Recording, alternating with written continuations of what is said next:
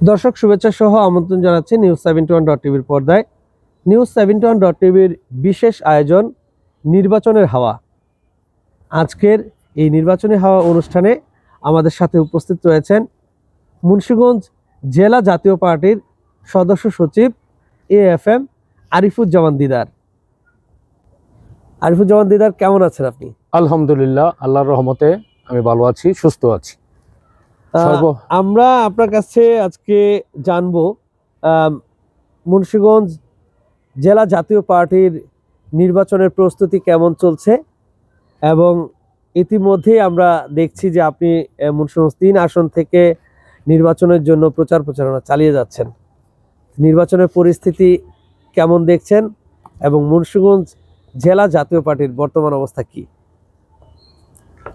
আমি মুন্সিগঞ্জ এবং গজারিয়াবাসীকে পল্লীবন্ধু এরশাদের আদর্শের রাজনীতি জাতীয় পার্টির পক্ষ থেকে আমি জানাই আন্তরিক শুভেচ্ছা এবং ধন্যবাদ।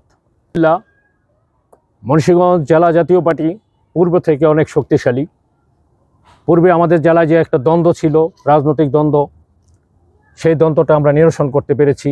মুন্সিগঞ্জ জেলা জাতীয় পার্টির সম্মানিত আহ্বায়ক, সাবেক MP, সাবেক জেলা পরিষদ চেয়ারম্যান জামাল হোসেনের যখন আহ্বায়ক হয়ে আসছেন, আমি সদস্য সচিব হয়ে আমরা যৌথভাবেই সেই বিরোধটা নিষ্পত্তি করতে পেরেছি। আলহামদুলিল্লাহ, মুন্সিগঞ্জ জেলা জাতীয় পার্টিতে বর্তমানে কোনো বিরোধ নেই।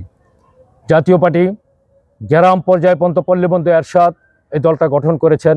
পল্লীবন্ধু এরশাদের অবদান গ্রাম অঞ্চলের মানুষ জানেন। আমি ক্যান্ডিডেট হিসাবে মুন্সিগঞ্জ 3-এর মুন্সিগঞ্জ গজারিয়াবাসীকে অবশ্যই ধন্যবাদ জানাবো। আমি জনগণের কাছে গিয়েছি, জনগণ পল্লীবন্ধু এরশাদকে স্মরণ করেছে। জনগণ বলেছে এবার লাঙ্গলে ভোট দিবে। লাঙ্গলে ভোটের প্রতি আমি আশাবাদী, এবং আমি আশা করি মুন্সিগঞ্জ 3-এ যে মূল প্রতিদ্বন্দ্বিতা হবে লাঙ্গলের সাথে হবে। এটা আমি দৃঢ় বিশ্বাস। আমি রাজনৈতিক মাঠে প্রচারণা করে আমি এটা পেয়েছি, সেটা আমি স্পষ্টভাবে আপনার নিউজ71.টিভির মাধ্যমে মুন্সিগঞ্জ গজারিয়াবাসীকে জানিয়ে দিলাম।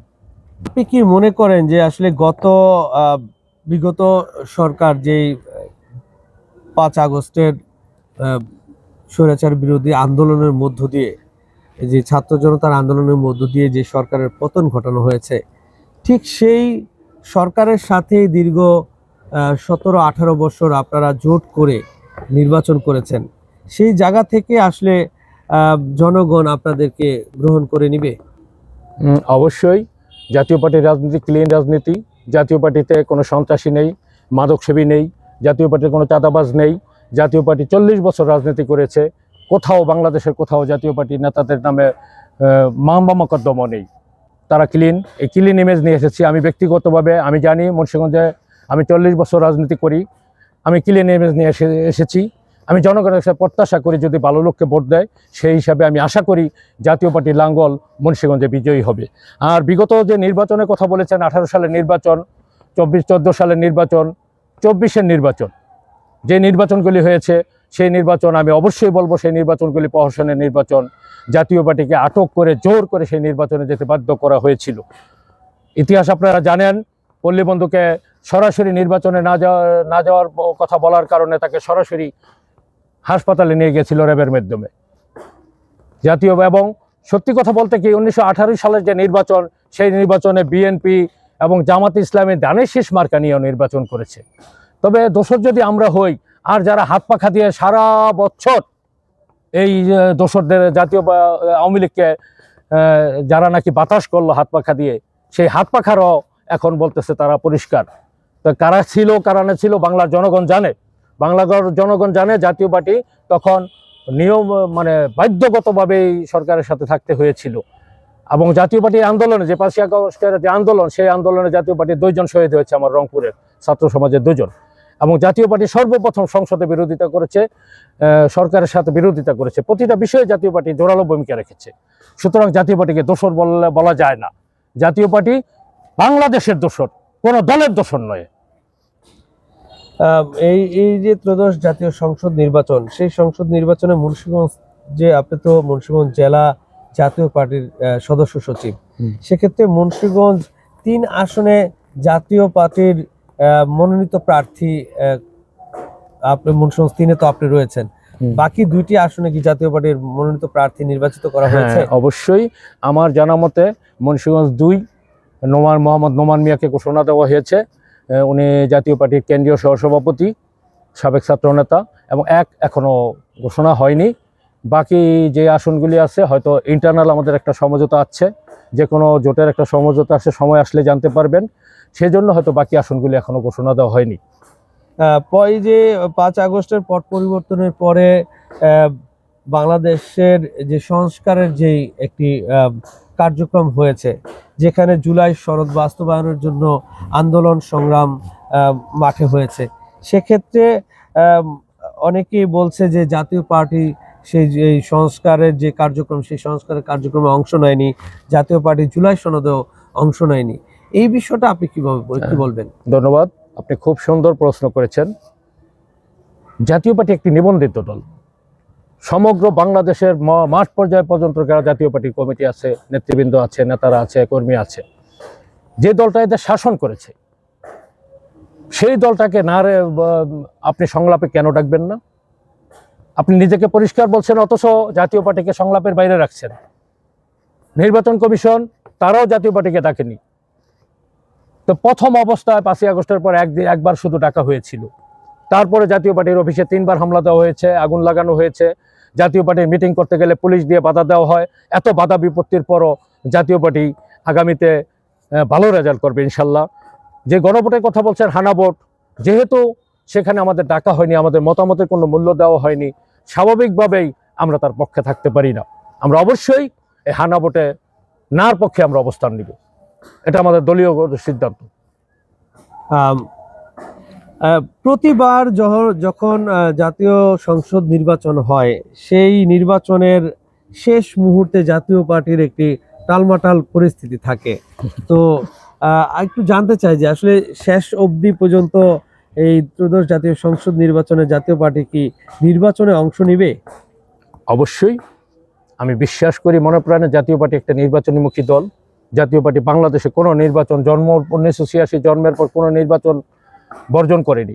জাতীয় পার্টি নির্বাচনে অংশ নিবে এবং জাতীয় পার্টি আগামী নির্বাচনে ভালো রেজাল্ট নিয়ে আসবে ইনশাল্লাহ। এবং জাতীয় পার্টির আগামী ভবিষ্যৎ উজ্জ্বল ভবিষ্যৎ। কেন মনে হচ্ছে জাতীয় পার্টিকে জনগণ ভোট দিবে? হ্যাঁ, তার পূর্বে আমি একটু বলি, জাতীয় পার্টির যে ভাঙ্গনের বিষয়টা বলেছেন, জন্মগতভাবে এই দলটা করি। ছাত্র রাজনীতি থেকে জাতীয় ছাত্র সমাজের এক সময় জেলা সভাপতি ছিলাম। আমি এই দলটার ভাঙ্গনের সাথে প্রতিবারই নির্বাচনে যে ভাঙ্গনটা মনের ভিতরে হয়তো ক্ষোভ রাগ হয়, কিন্তু আসলে মূলধারার জাতীয় পার্টি, জিএম কাদেরের জাতীয় পার্টি, শামীম হায়দার পাটোয়ারির জাতীয় পার্টি, যেটাই মূলধারার জাতীয় পার্টি, যেই দল ভাঙিয়ে গিয়েছে সব দলের দেখেন তাদের ভবিষ্যৎ শেষ। আজকে একটা ভালো রেজাল্ট আমি বলতে পারি, জাতীয় পার্টির একটা অংশের ঐক্য হয়েছে। ওই ঐক্যর সাথে হয়তো আমরাও সামিল হব। মূল স্রোতের সাথে সামিল না হলে তাদের অস্তিত্ব থাকবে না। মূল স্রোতের সাথে সামিল হলে যে 20 দল হয়ে এসেছে, সেই 20 দলের সাথে জিএম কাদেরের নেতৃত্বে যে জোট হবে, সেই জোটই আগামী রাষ্ট্র ক্ষমতায় যাবে, এটা আমি বিশ্বাস করি। তো মুন্সিগঞ্জ 3 আসন থেকে আপনি এবার নির্বাচনে অংশগ্রহণ করছেন, এমনটাই আমরা দেখছি, বিভিন্নভাবে প্রচারণা চলছে।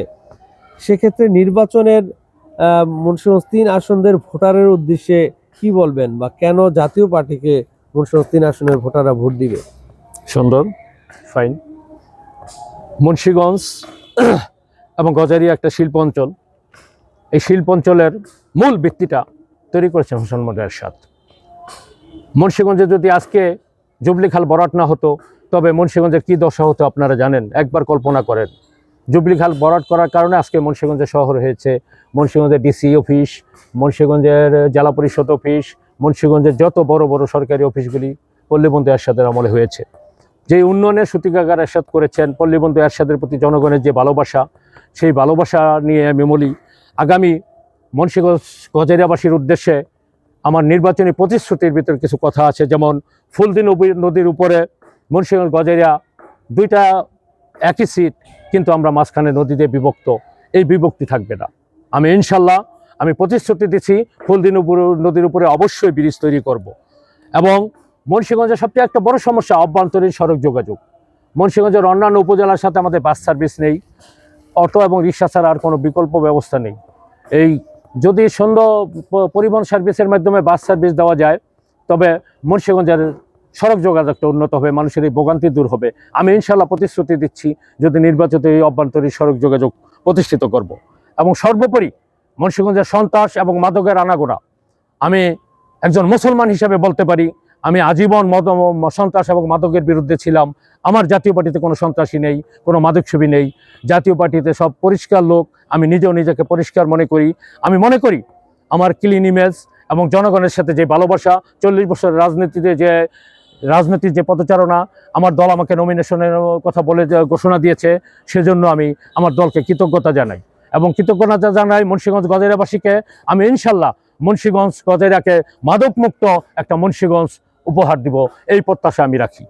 আমরা শুনছিলাম মুন্সিগঞ্জ 3 আসনের জাতীয় পার্টির মনোনীত প্রার্থী AFM আরিফুজ্জামান দিদারের কাছ থেকে তার নির্বাচনের জনগণের কাছে দেওয়া প্রতিশ্রুতি এবং মুন্সিগঞ্জ জেলা জাতীয় পার্টির বর্তমান অবস্থা। আমরা শেষ একটি প্রশ্ন আপনার কাছে রাখতে চাই যে এই প্রতিবার জাতীয় পার্টির যেই জোট গঠন নিয়ে যেই একটি জটিলতা সৃষ্টি হয়, বিএনপির সাথে এবার কি জোট করে আপনারা নির্বাচনে যাচ্ছেন?